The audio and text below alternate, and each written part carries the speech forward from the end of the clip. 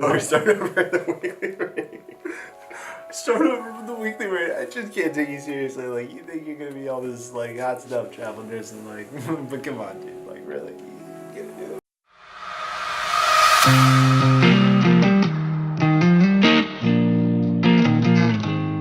Welcome back, guys. Fit Nurse Ty here, and I'm with my good friend Dan, and today we're going to be talking about new grad salary. That's right, Tyler. I'm gonna be talking about new grad nursing salary. I am a new grad nurse myself. I graduated about 10 months ago in the state of Maryland, and right off the bat, I started in the operating room. Most nurses don't go that route, but I knew that's where I wanted to be. And typically, at least in Maryland and most places on the East Coast, you're going to get about $55,000 to $65,000 a year as a new grad. And if you want that broken down into a dollar amount, that's usually around $29 to $30 an hour, depending on if you're working night shifts, how many weekend shifts you're working. That all works into how much your yearly salary is going to be, but that's about the average range for a new grad nurse.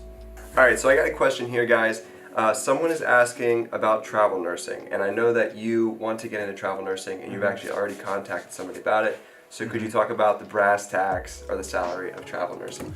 I'd be happy to. So in travel nursing, there are so many different hospitals that are looking for just short-term temporary contracts, and for those short-term temporary contracts, generally they last about 13 weeks long, and those are going to pay a premium and a lot more than a typical staff salaried nurse would make. And anywhere, they usually go by a weekly rate. It's what they hammer out your contract in, and they include a tax-free stipend. At least as of now, it's a tax-free stipend, and then a hourly rate. So usually it's like anywhere between $2,000 and $3,000. Those are the typical rates for most places across the U.S. A week or 2 weeks?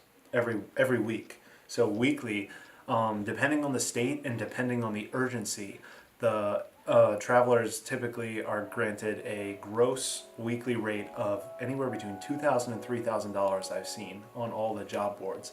And this varies, like on California, sometimes it can be a higher cost of living, and the nurses there, I think, are mandated by a lot of unions and state laws to be paid a certain rate after a certain amount of hours worked. So the rates there are typically a lot higher. A lot of California nurses routinely make above $3,000 a week, and the hours aren't crazy either. It's usually 40-hour shifts, even 36-hour shifts. They can make over that $3,000 a week weekly rate, and I think yearly that adds up to about $150,000 to $160,000 yearly, just to get an idea of the amount of salary that a travel nurse can make if they stack on each of those 13-week assignments. All right, next question is, you work a full-time right now. I was wondering if you would have the ability to also put in additional hours if you wanted to, say, overtime. And is it rare, or can you do it all the time?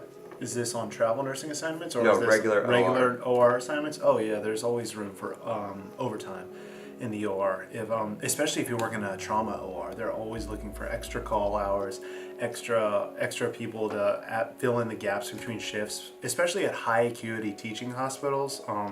There are a couple in Baltimore, Maryland, where I live, where they're high acuity teaching hospitals. So a lot of people come there and then get some experience, and then they have a high turnover rate at those hospitals because it's very high stress, high intense environment. So they have a lot of openings within the shifts because people are turning over so quickly, and they'll definitely pay you overtime bonuses, and then a lot of times if you have call, you can get paid time and a half plus time and a half to overtime and call time. So nice. All right, next question is, did you get any sign-on bonuses when you go on your hospital? That's another really good thing about the larger high acuity hospitals. Sometimes their salaries, actually their base salaries, won't be as high, but they give you a lot of further education help, and they give you a lot of sign-on bonuses. One of the hospitals where I worked, one of the hospitals that I applied to, they had a sign-on bonus of I think it was like $15,000 for over 3 years. If you signed it to stay with them for 3 years, they would give you an extra $15,000. And so there are a bunch of different little contracts like that that these hospitals have, and they'll also help you with your education too. It's really good effort by them to retain employees, and I think it's a really good. Okay, so if you wanted to get your master's in nursing or go on to get your doctorate, would they help pay for it? Yes, absolutely. How much? I don't know because they will. It varies by hospital. I think my mom worked for a hospital, and they would pay for about I think it was like $3,000 a semester or something. That's pretty good. It's not like a insignificant amount. They'll pay a decent amount. All right, so another question for you is that more along the lines of salary. Is there a specialty that you could go into that might be higher salary or lower salary? Salary-wise, there's not going to be too much variability coming out of school. ICUs will typically pay maybe $1 or $2 more an hour from what I've seen, from what I've heard from talking to people. I didn't apply to the ICU, so I'm not sure, but I have heard from friends who have applied to multiple units, and they said that the ICU pay positions typically offer a higher dollar per hour rate. That's also because they're going to be working more 50-50 rotating nights and days shifts. Their hours are going to be a little bit more rotating between nights and days.